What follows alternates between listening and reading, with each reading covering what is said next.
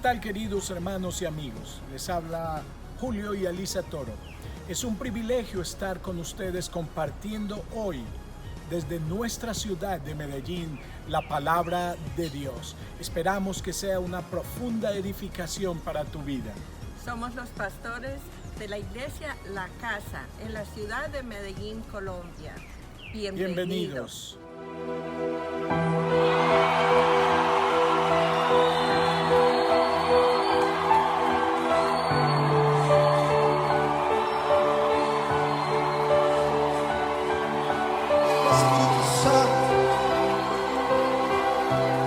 Estoy aquí, Lord.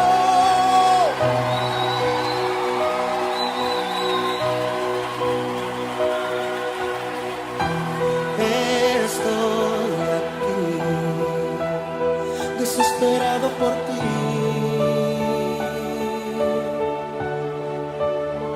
Con un corazón sediento que espera beber de ti. Cuando tu gloria desciende a un lugar, toda la tierra tiene que adorar. Resucita de los muertos, se sane de enfermos por tu poder. Queremos de ti, llenarnos de ti. Espíritu Santo, envuélvenos en ti, derrama tu gloria. Esperamos por ti.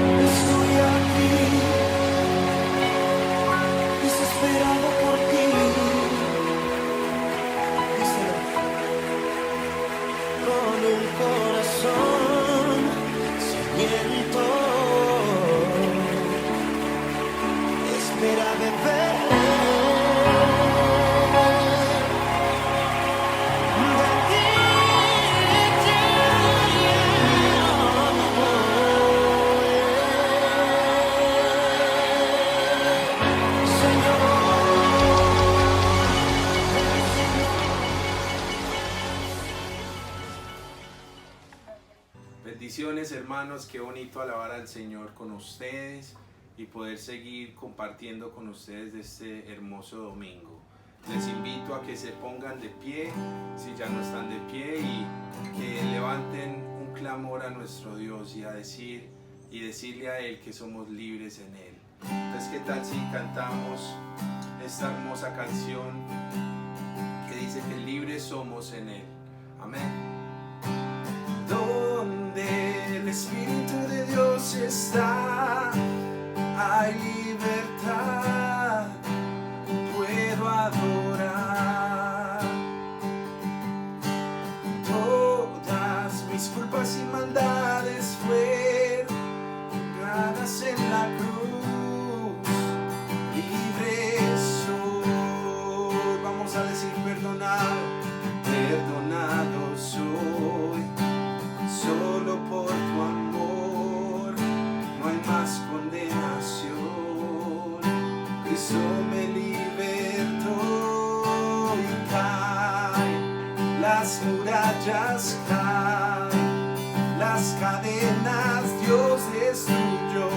Libre soy, libre, libre, Dios me hizo libre, Él venció la muerte por mí.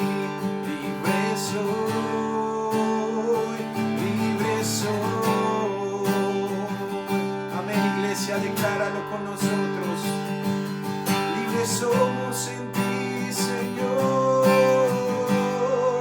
Vamos a decir dónde, y donde el Espíritu de Dios está, hay libertad, puedo adorar. Todas mis culpas y maldades fueron pagadas en la cruz, libre soy.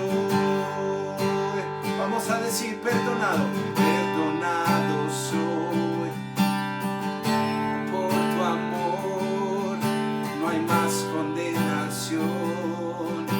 Cristo me libertó y caen las murallas, caen las cadenas, Dios destruyó. Libre soy, libre, libre, Dios me hizo libre, Él venció la muerte por mí. Libre soy, libre soy. ¿Qué tal si decimos: libres somos en ti, Señor? Vamos a declarar: se rompen cadenas, no soy esclavo más, en Cristo soy libre, no hay más condenación.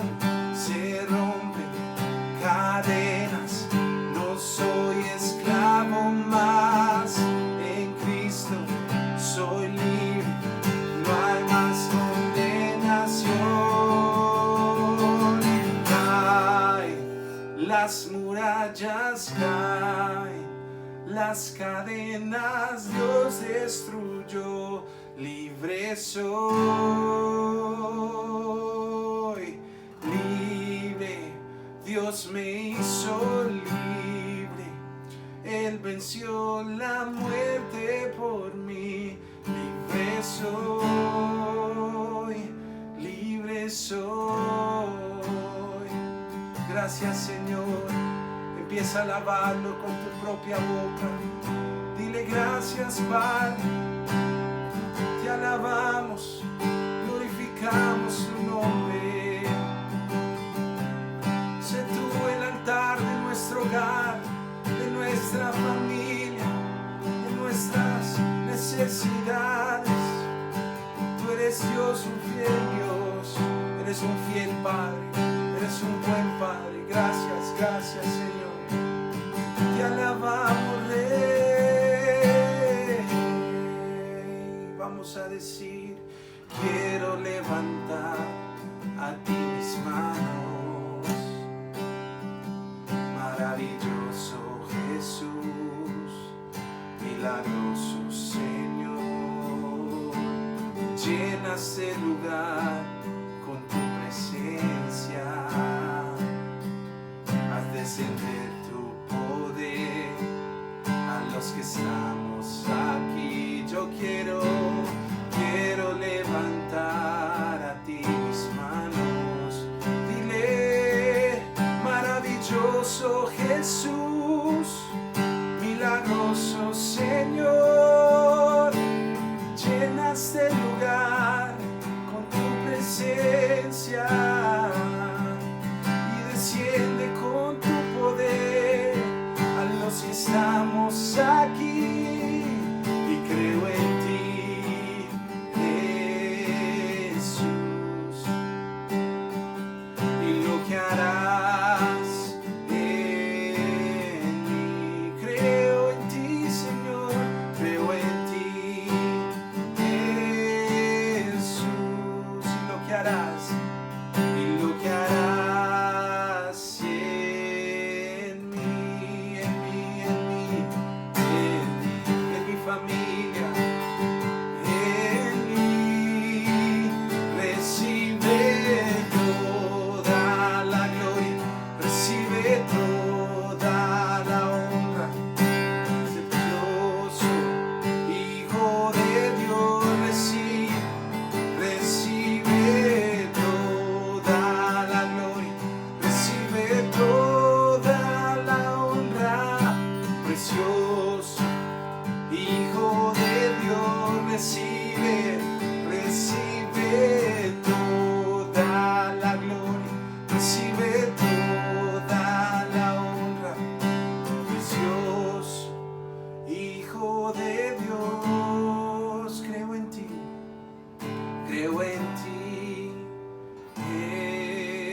Jesús, y lo que harás en mí, lo que harás en mí. Creo en ti, Jesús, y lo que harás en mí, Señor, en mi vida, mi familia, mi necesidad. Solo recibe toda la gloria. Oh Señor, recibe mi alabanza. Precioso Hijo de Dios, recibe todo mi honor, recibe todo mi amor, Señor. Precioso Hijo de Dios, que se abra el cielo. Muévete, Señor, venga aquí tu reina, un gran Dios. Que se abra el cielo. Muévete, Señor, venga aquí tu reina, oh gran Dios. Que se abra el cielo. Muévete, Señor, venga aquí tu reino, oh gran Dios. Que se abra el cielo. Muévete, Señor, venga aquí tu reino, oh gran Dios. No hay cielo cerrado, se abre. Tu reino se mueve aquí. En ti está nuestra esperanza, oh gran Dios, oh gran Dios. No hay cielo cerrado, se abre. Tu reino se mueve aquí, Señor. En ti está nuestra esperanza, oh gran Dios, oh gran Dios. No hay cielo cerrado, se abre. Tu reino se mueve aquí. En ti está nuestra esperanza, oh gran Dios, oh gran Dios, Señor. Oh, te alabamos, Rey. Oh,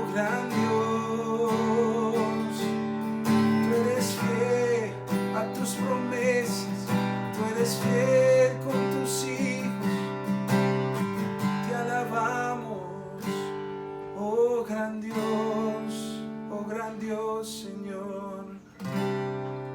Amén. Qué bendición poder alabar en este día contigo y con tu familia, donde quiera que nos estés viendo. Te invitamos a que puedas poner atención a los anuncios que vamos a dar. Dios te bendiga.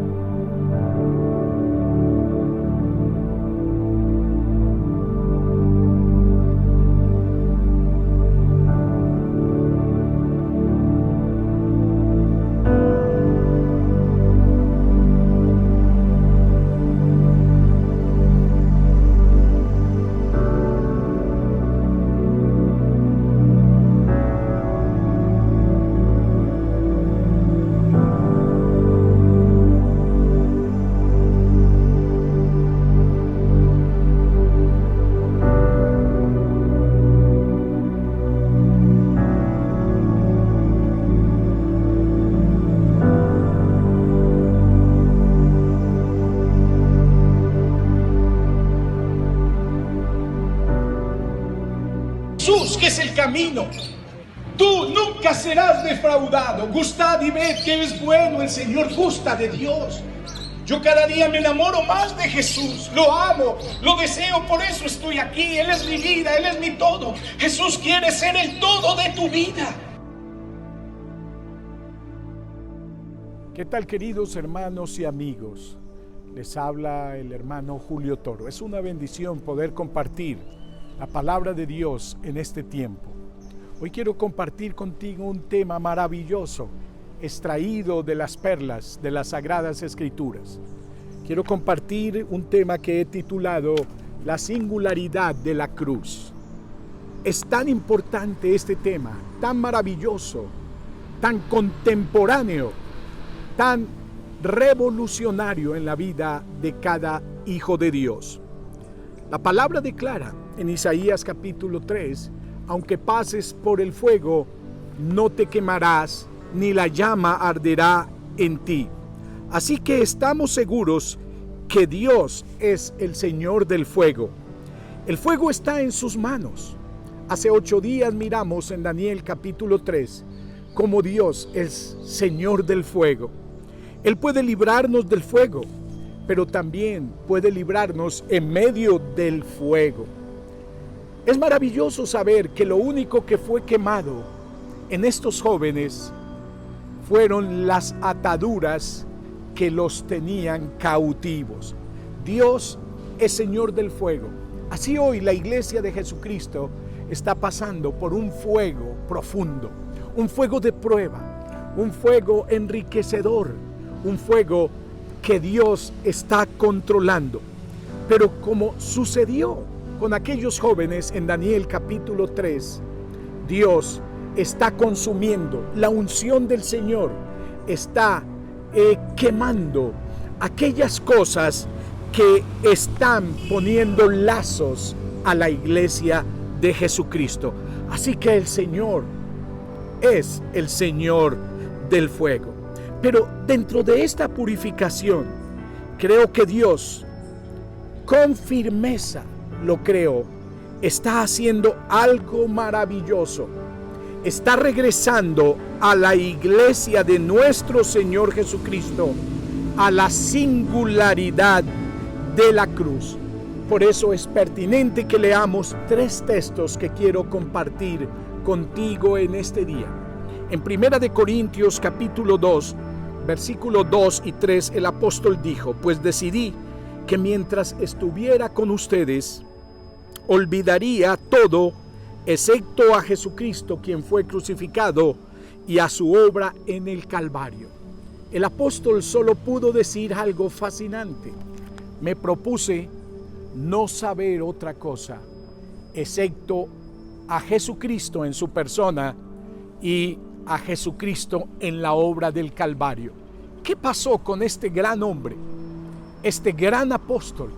Porque cuando llegó a Corinto, solo pudo decir que él se había propuesto una única cosa: no saber más que a Jesucristo, maravilloso Jesucristo, en su persona, y a Jesucristo en la obra de la cruz. Así que la singularidad de la cruz es el tema más pertinente de la iglesia de Cristo en esta hora.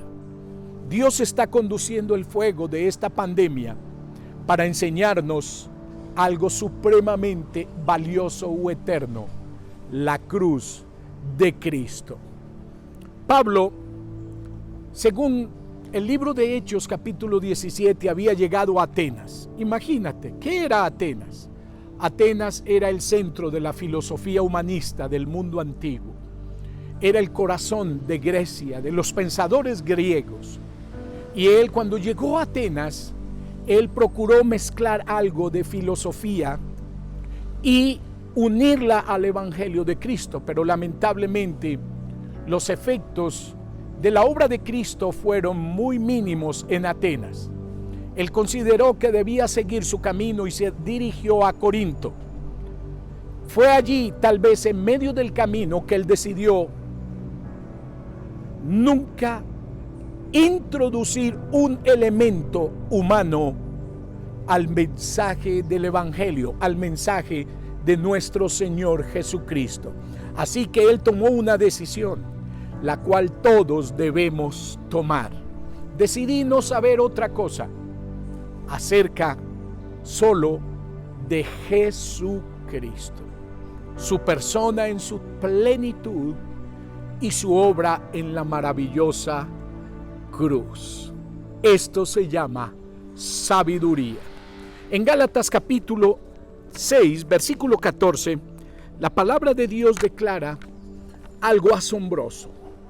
Pablo es un conocedor de la cruz de Cristo. Al concluir el libro de Gálatas, Pablo dice que en ninguna otra cosa él se podía gloriar, sino en la cruz de nuestro Señor Jesucristo, por quien el mundo me es crucificado a mí y yo he sido crucificado al mundo. ¿Cuál es el motivo entonces de mi gloria? La cruz de Cristo. Y si terminamos en Gálatas capítulo 2, versículo 20, es un texto extraordinario que tú y yo lo conocemos. Con Cristo estoy juntamente crucificado, y ya no vivo yo, mas Cristo vive su vida a través de mí. Y lo que ahora lo vivo en este cuerpo, en esta carne, lo vivo en la fe de nuestro Señor Jesucristo, el cual me amó y se entregó a sí mismo por mis pecados. Qué profundo era el corazón de este hombre. Era un corazón revolucionado por la visión del Calvario. Creo que es allí donde Dios nos está acercando, porque el fuego tiene sus propósitos y el Señor está librando a la iglesia por medio del mismo fuego. Alabado sea el nombre del Señor. Nos podíamos preguntar, ¿cuál es el motivo entonces de mi gloria? Hoy mucha gente se gloría en proyectos, se gloría en nombres denominacionales, se gloría en un sinnúmero de obras hechas por el mismo hombre.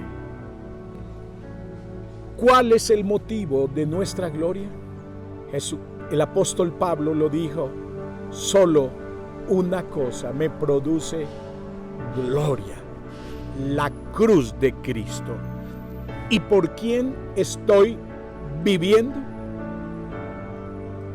Con Cristo estoy, juntamente. Entonces, si observamos bien, concluiremos: cuanto más la iglesia se separe de la cruz de Cristo, de comprender su naturaleza y su revelación, más perderá su identidad.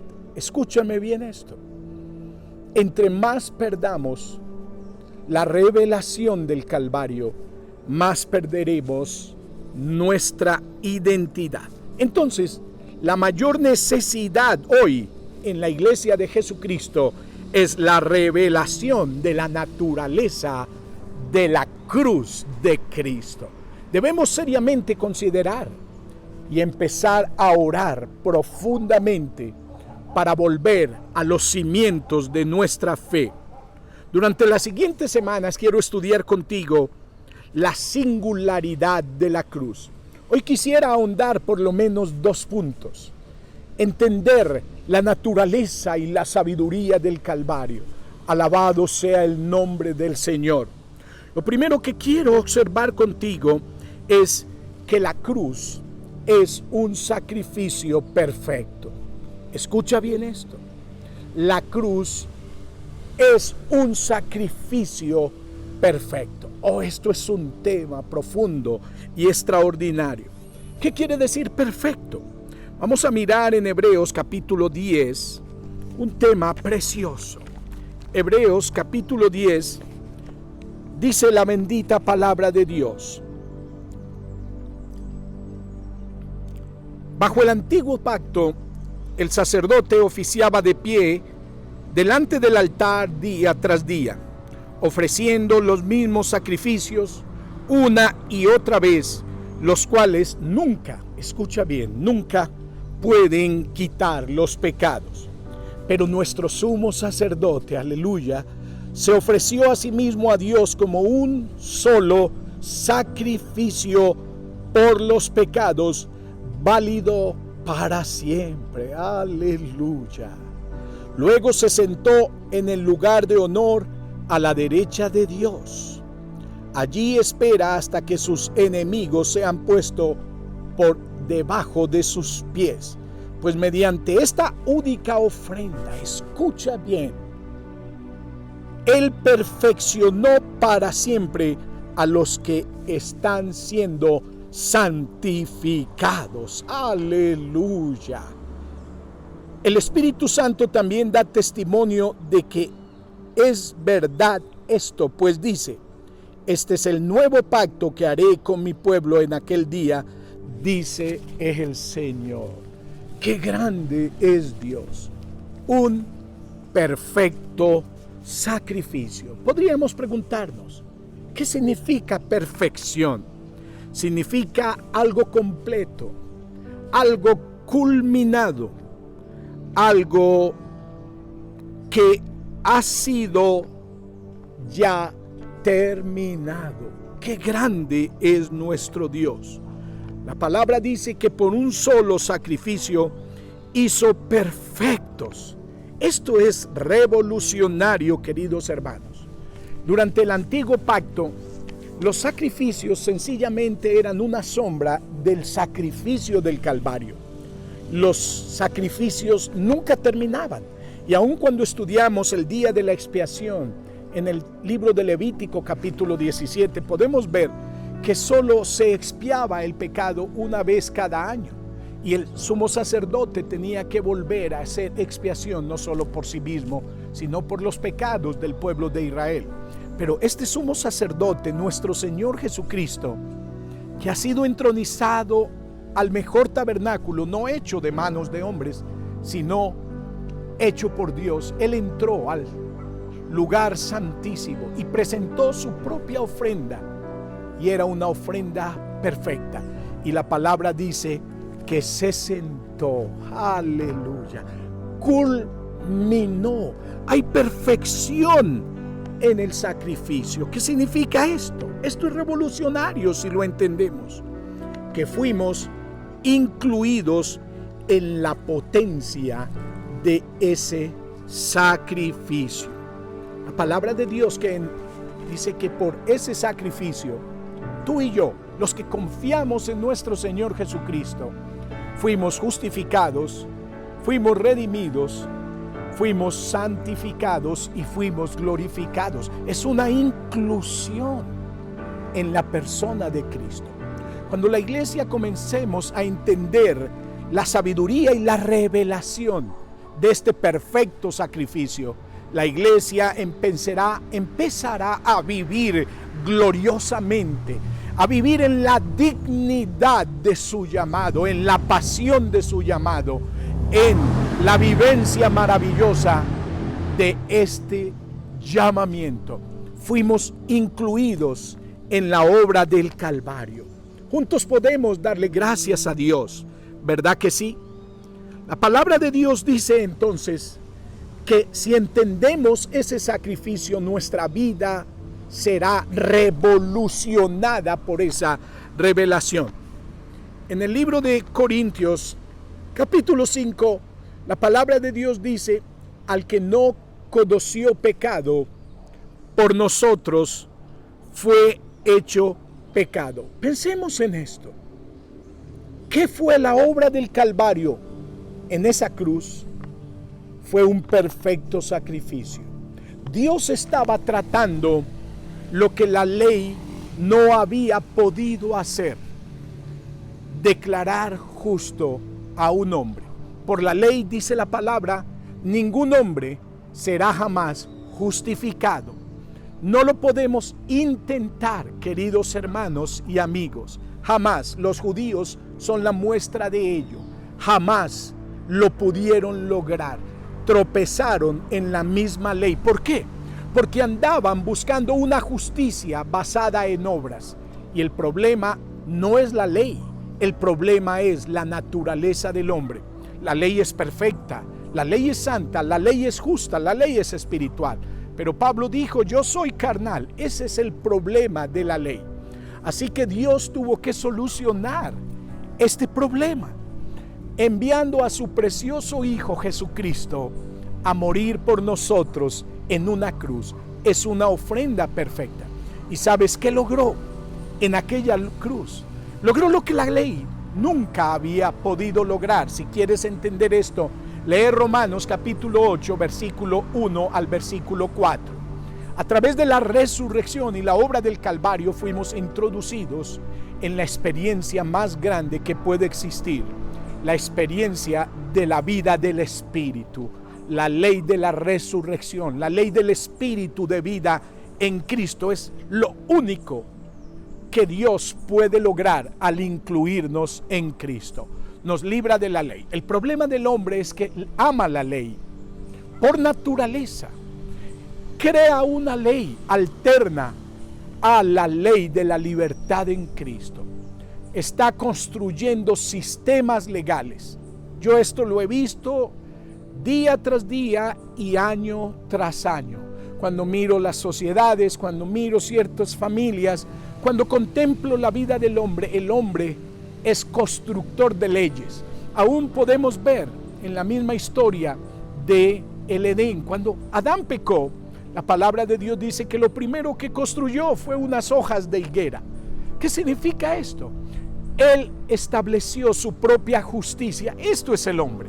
Inclusive hoy decimos y escuchamos que a través de las buenas obras el hombre puede recomendarse ante nuestro Creador y aún ser redimido de sus pecados. Esto es una degradación, por supuesto, porque solo a través del perfecto sacrificio al que no conoció pecado, por nosotros se hizo pecado. Cuando tú y yo empezamos a entender esta revelación, un milagro comienza a suceder en el corazón del hombre.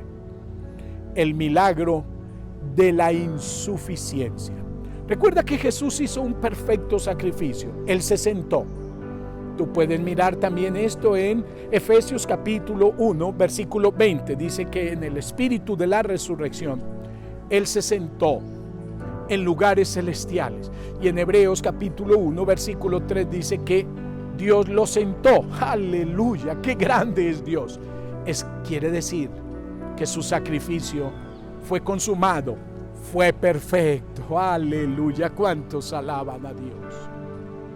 Entonces, al entrar a vivir en la experiencia de este sacrificio, nuestra vida es revolucionada.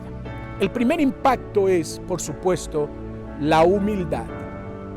Pablo dice en Corintios 2 que cuando él llegó a ellos, a los corintios, No fui con excelencia de palabras, de humana sabiduría, para que no se hiciera vana la cruz de Cristo. Por eso Él se propuso no saber otra cosa sino a Cristo y a este crucificado. Y cuando llegó, dice, llegué con temor y tembló. Qué maravilla es entender la cruz de Cristo.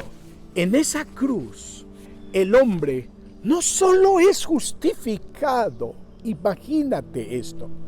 ¿Quieres saber 8 beneficios de la justificación? Por favor, lee Romanos capítulo 5, versículo 1 al 10 y entenderás 8 beneficios del poder de la justicia de Dios en Cristo. Aleluya. Por eso Cristo es llamado justicia de Dios. Pero no solo nos redimió, nos justificó, nos redimió. ¿Sabes qué significa la implicación de la palabra redención? Cuando estudiamos este término es extraordinariamente rico en las Escrituras. La palabra redención opera en 3 aspectos en la vida de un hijo de Dios. Redimidos del poder del pecado, por supuesto. Al que no conoció pecado, declara la palabra, por nosotros fue hecho pecado. Quiere decir que Jesús en esa cruz se había vuelto uno con el pecado. Eso es lo que quiere decir. Aquel que nació sin pecado, ahora se volvía uno con el pecado. Él se hizo pecado por nosotros, es lo que quiere decir. Para que nosotros fuéramos hechos justicia de Dios en Cristo. Esa es la verdad más revolucionaria y grande que todo cristiano. Esa es la verdad que ha de apasionar la iglesia y le va a hacer arder el corazón. Esa es la verdad que revolucionará la iglesia hasta hacerla cumplir el ideal supremo para el cual Dios la creó. Pero no solo nos redimió del pecado, nos hizo libres del pecado. Ahora el pecado no tiene señorío ni poder sobre nosotros. Es lo que está diciendo. Si lees capítulo 6 del libro de Romanos, ese es el tema del capítulo 6. Libres del pecado. Ya no hay condenación para los que están en Cristo. Hemos sido libres del pecado. ¿Para qué? Por supuesto, para no vivir más en pecado. Y por consiguiente, vivir una vida santa para Dios. Aleluya. Es la vida de Cristo en mí. Esto es glorioso, queridos hermanos y amigos. La gloria del Calvario. Pero no solo fuimos redimidos del pecado, también fuimos redimidos del mundo. ¿Qué significa?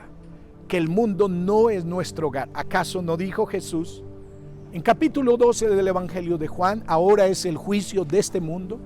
Tu mirada está en el mundo, tus proyectos están en el mundo, tu corazón está en el mundo. Yo te aconsejo que te arrepientas hoy. ¿Por qué?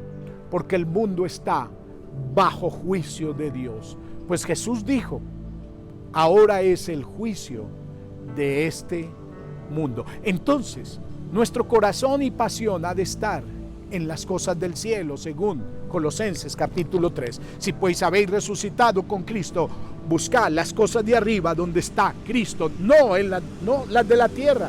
¿Por qué? Porque habéis muerto y vuestra vida está escondida con Cristo en Dios. Entonces, la pasión de la iglesia, la visión de la iglesia, la proyección de la iglesia, no ha de ser el mundo, ha de ser el reino de Dios, las cosas de arriba. ¿Por qué? Porque fuimos redimidos del mundo. Pero también, ¿de qué más fuimos redimidos? De la maldición de la ley. Jesús vivió la ley, fue el único ser sobre la tierra que vivió la ley perfectamente, pero murió condenado por la misma ley. ¿Sabes por qué? Porque Él en la cruz llevaba nuestros pecados. Él se hizo pecado.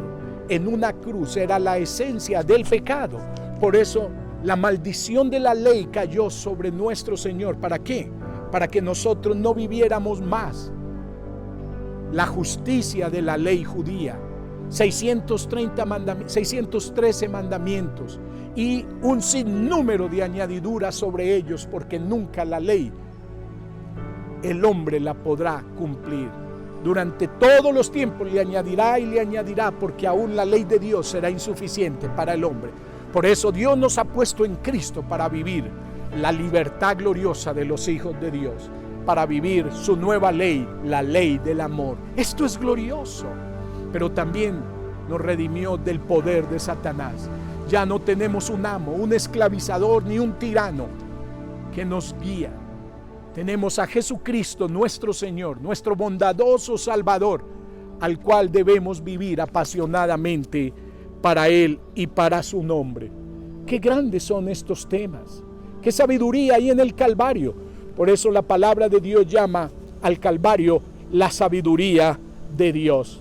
Dios había dicho en su palabra en 1 Corintios capítulo 1, versículo 20: destruiré la sabiduría de los sabios y desecharé el entendimiento de los filósofos y humanistas. ¿Dónde está el sabio? ¿Dónde está el filósofo? ¿Dónde está el pensador de este siglo? ¿No ha enloquecido Dios esa falsa sabiduría? No está escrito eso. Pero para nosotros, ¿quién es Cristo? Poder y sabiduría de Dios. Bendigamos a Dios por esto. Pero ¿qué es lo segundo? Estoy solo tocando el primer punto de este tema tan maravilloso, la singularidad de la cruz. Vamos a tocar algo del segundo punto para terminar. ¿Qué trae la cruz? No solo un sacrificio perfecto para que nosotros podamos vivir en la libertad de ese sacrificio, sino el poder de la gracia. Escúchame bien. ¿Qué libera la cruz? Libera la gracia. Alabado sea Dios. En Juan capítulo 2 podemos observar que Jesús llegó a unas bodas en Galilea. Qué interesante es el evangelio de Juan. Una boda en Galilea. ¿Por qué no fue al templo a mostrar que él era el Mesías? Así no trabaja Dios. ¿Por qué no hizo señales maravillosas para convencer a la gente? Ese no es el proceder de Dios. Él llegó a una boda. Si tú lees detalladamente lo que Juan, en el evangelio de Juan se está detallando, Jesús llega a esa boda en el 7º día que Juan comienza a escribir. Juan es un evangelio profundo. Juan es un evangelio de gracia. Aleluya. Ese es el evangelio de Juan. Por eso Juan capítulo 1 dice que la gracia y la verdad vinieron por Jesucristo. Ya la ley pasó, la ley de Moisés fue dada, pero hay una nueva forma de vida que se introduce al hombre. La gracia y la verdad vinieron por Jesucristo. Eso es lo que él quiere comunicar en el evangelio de Juan. Ya en el capítulo 2 muestra la introducción de la gracia a través de un panorama hermoso, una boda. Pero ¿sabes qué hay en esa boda? Hay insuficiencia. Habían 6 tinajas de purificación. Eran las tinajas donde los judíos metían agua para los ritos de purificación. Ellos se la pasaban purificando. Pero eran 6, símbolo de hombre y de insuficiencia. ¿Y sabes qué faltó en esa boda? Faltó el vino. Aleluya. ¿Qué hace Jesús? Jesús manda que esas tinajas sean llenas de agua. ¿Sabes? Donde la insuficiencia del hombre o la suficiencia del hombre termina, comienza la de Dios. Esta es la gracia. ¿Qué hace la gracia? Entonces, el segundo aspecto de la cruz es liberar la gracia. La gracia. ¿Qué hace la gracia? Demostrar que el hombre es completamente insuficiente. La gracia condena la suficiencia del hombre. En esa cruz Dios nos habla de gracia y nos dice: la cruz es el final de los esfuerzos del hombre. En la cruz termina el hombre. Por eso Pablo dijo: con Cristo estoy juntamente crucificado.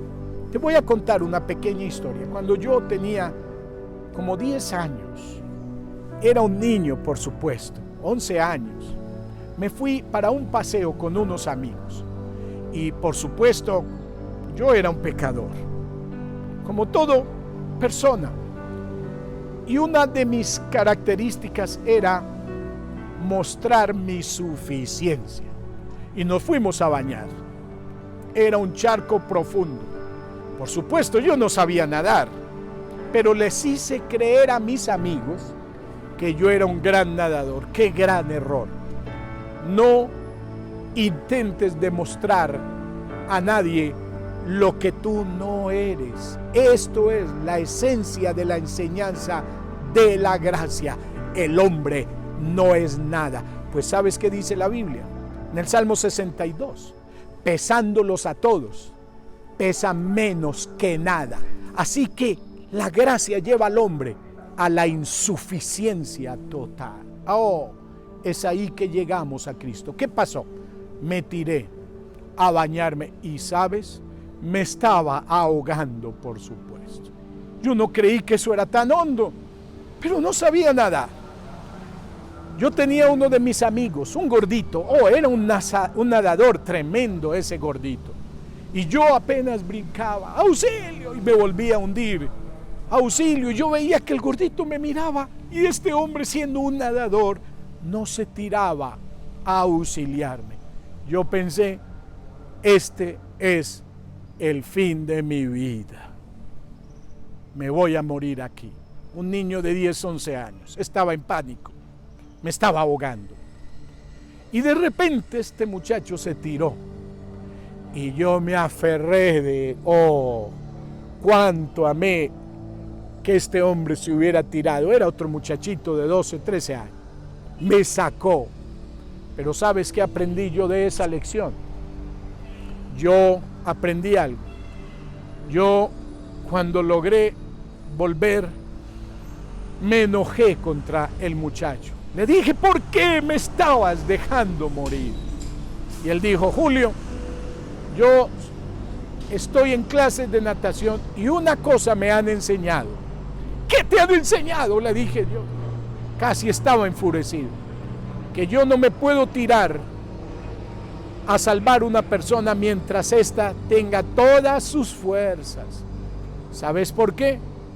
Porque yo me puedo ahogar con ella, porque la persona está en pánico y nos ahogamos los dos. Entonces, lo más sabio de esto es dejar que sus fuerzas se terminen, que llegue a una insuficiencia total. Esto es lo que hace la cruz de Cristo. Llevar al hombre a una insuficiencia para mostrarle que en aquella cruz hay un Cordero glorioso, un ser que es todo suficiente, pero que la grandeza comienza cuando, rendido a sus pies, digo, Señor, soy un pecador, he intentado crear mi justicia propia. Y ahí terminan mis fuerzas y comienzan las fuerzas de nuestro Señor Jesucristo. Por eso entiendo aquel versículo precioso. Ya no vivo yo, mas Cristo vive su vida a través de mí, porque con Cristo estoy juntamente crucificado. Padre, te damos gracias por la singularidad de la cruz, la cual nos estás revelando. Oramos que en tu iglesia se despierte una necesidad de buscar el contenido y la naturaleza de la cruz de Cristo, en la cual el apóstol pudo decir, pero lejos esté de mí gloriarme, sino en la cruz de Cristo. El Señor te bendiga y te guarde.